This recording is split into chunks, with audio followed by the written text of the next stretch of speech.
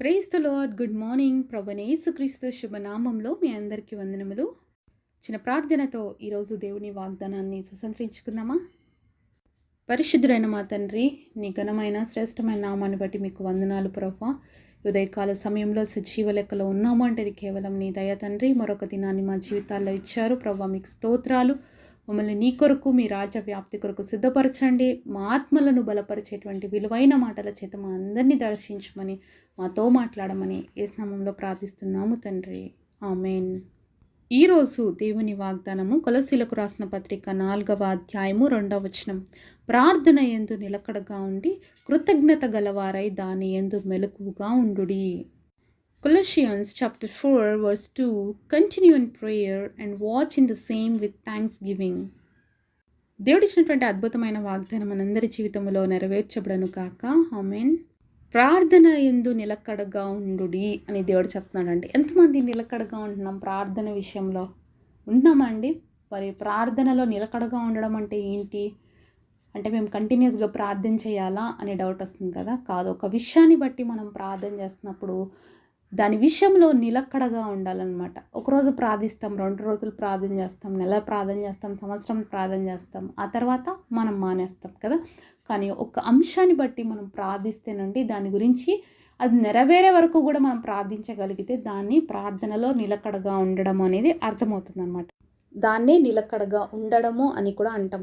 మరి గొప్ప మిషనరీగా పనిచేసినటువంటి జార్జ్ ముల్లర్, మరి ఆయనకు 3 స్నేహితులు ఉన్నారండి. మరి ఆయన రక్షణ పొందిన తర్వాత వాళ్ళ కోసం ఎప్పుడు ప్రార్థన చేసేవారంట. ఆయన దేవుని తెలుసుకున్న తర్వాత నుంచి వాళ్ళ కోసం దేవుడి గురించి వాళ్ళతో మాట్లాడుతూ వాళ్ళ కోసం ప్రార్థన చేస్తే వాళ్ళు చాలాసార్లు తిరస్కరించినారు. వాళ్ళు యాక్సెప్ట్ చేయలేదు యేసుప్రభుని తమ సొంత రక్షకుడిగా. అయితే జార్జ్ ముల్లర్ ఏ రోజు కూడా వాళ్ళ కోసం ప్రార్థన చెయ్యలేదు అనుకోకుండా ప్రతిరోజు కూడా ప్రార్థన చేసేవాడంట. అలా ఆ 3 స్నేహితుల కోసం ప్రార్థన చేస్తున్నప్పుడు మొదటి స్నేహితుడు మరి జార్జ్ ముల్లర్ ఎప్పుడైతే సేవలోకి వచ్చారో అప్పుడు ఆయన ఒక వ్యక్తి రక్షించబడ్డాడంట. ఇంకా ఆయన సేవలో కొనసాగించబడుతూ ఉన్నాడు. ఇంకా ఆయన వయసు అయిపోతా ఉంది. అలాంటి సమయంలో ఒక స్నేహితుడు రక్షించబడ్డాడంట. అయినా కూడా వాళ్ళ కోసం మరి ఇంకా 3rd పర్సన్ రిమైనింగ్ ఉన్నారు. ఆయన మరణించేంత వరకు కూడా 3rd పర్సన్ కోసం ప్రార్థన చేస్తున్నాడంట. ఆయన మరణించిన తర్వాత 3వ వ్యక్తి రక్షించబడ్డాడంట.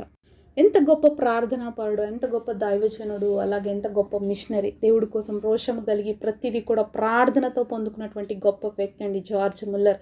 ఆయన ఒక అనాథాశ్రమాన్ని నడుపుతున్నప్పుడు కూడా కనీసం ప్రతిరోజు ఆ బిడ్డలకి ఆహారం పెట్టలేనటువంటి పరిస్థితి ఉన్నప్పటికీ కూడా దేవుడు చేయమన్న కార్యాలు చేస్తూ వచ్చాడు.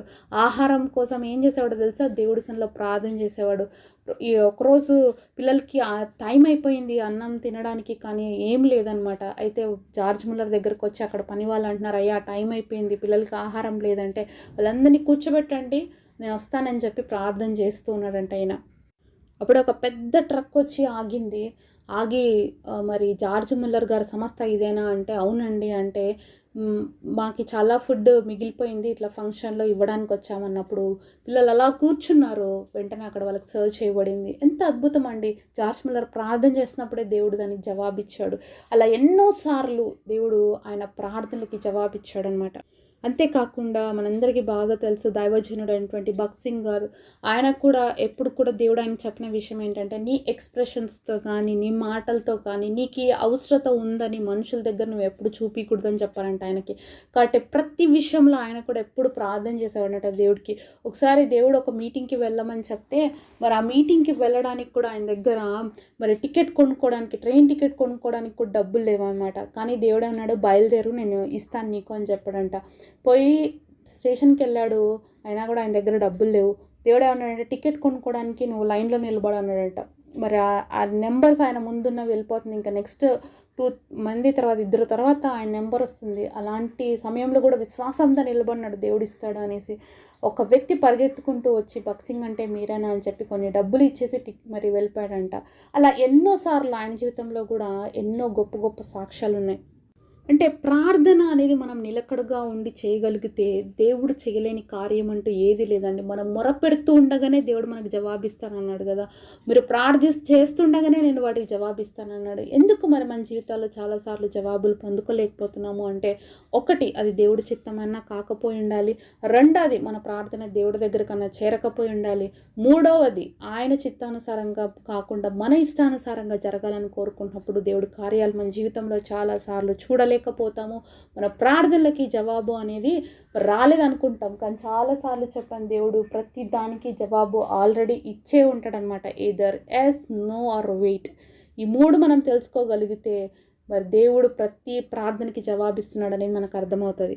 ఎందుకు ఇన్ని ఎగ్జాంపుల్స్ చెప్తున్నామంటే, ప్రార్థనలో నిలకడగా ఉండడము అంటే ఏంటి అంటే, ఒక విషయాన్ని గురించి మనం ప్రార్థన చేస్తున్నప్పుడు విడవక దేవుడి సన్నిధిలో పట్టుదల కలిగి ప్రార్థన చేయాలి.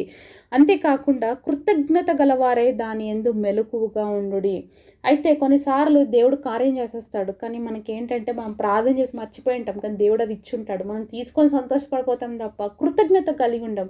నిజమే కదండి. ఒకసారి ఆలోచించండి, ఎన్నో విషయాలు మనం ప్రార్థన చేసి ఇప్పటికి మర్చిపోయినాం, కానీ దేవుడు వాటిని మర్చిపోలేదు. తగిన సమయంలో మనకి ఇచ్చాడు, కానీ దాన్ని గ్రాంటెడ్గా తీసుకున్నాం, కానీ గ్రాటిట్యూడ్గా దేవుడికి ఏ రోజు కూడా కృతజ్ఞతలు కూడా చెప్పలేదండి నిజంగా. అంటే ఒకసారి ఆలోచిద్దాం, అలాంటి పరిస్థితులు మన జీవితాల్లో ఎప్పుడైనా అనిపించాయా? ఉన్నాయా?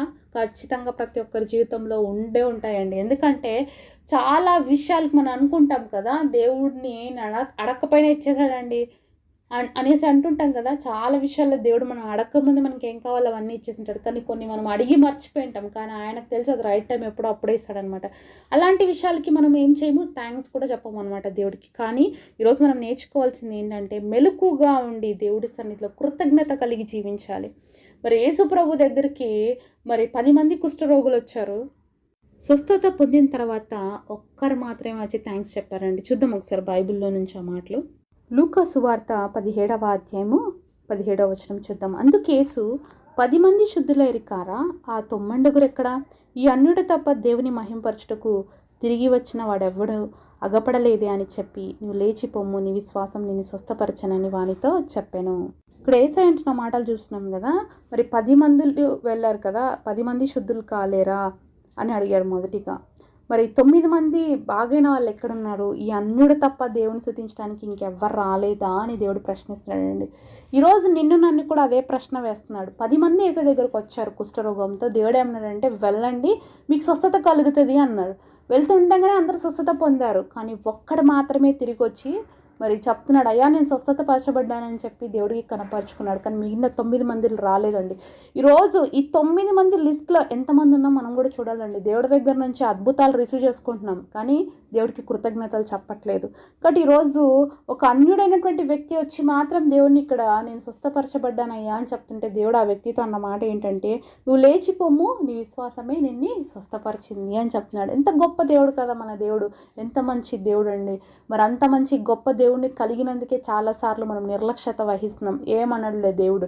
వేరే వాళ్ళకైతే థ్యాంక్స్ చెప్పకపోతే ఊరుకుంటారా? ఏదైనా మన పని చేస్తే ఇంకొకసారి చేస్తారా? మనకి చెయ్యరు. కానీ దేవుడైతే ఎన్నిసార్లు మనం అలా చేసాం కదా. కానీ కృతజ్ఞతగా ఉండడం అనేది మనం నేర్చుకోవాలండి.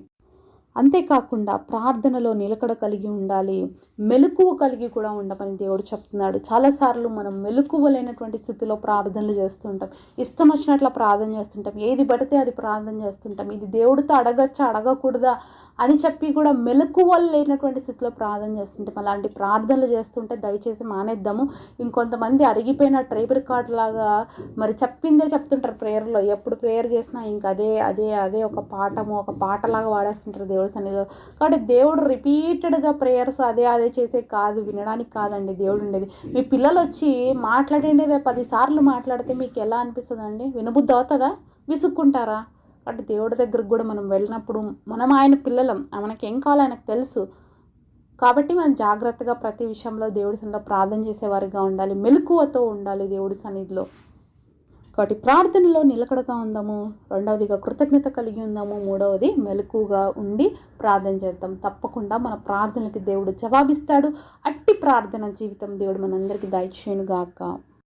మమ్మల్ని ఎంతో మిక్కిలిగా ప్రేమించినటువంటి మా ప్రియ పరలోకమంతున తండ్రి, మాతో మాట్లాడిన ప్రతి మాట కొరకే మిమ్మల్ని స్తుతిస్తున్నాం ప్రభా, ఘనపరుస్తున్నాం తండ్రి.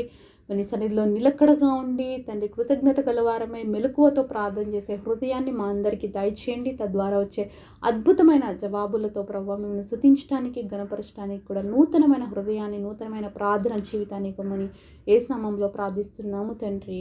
ఆమేన్. ఈరోజు బర్త్డే అలాగే వెడ్డింగ్ యానివర్సరీ సెలబ్రేట్ చేసుకుంటున్న మీ అందరికీ కూడా wish you happy birthday and happy anniversary. God bless you.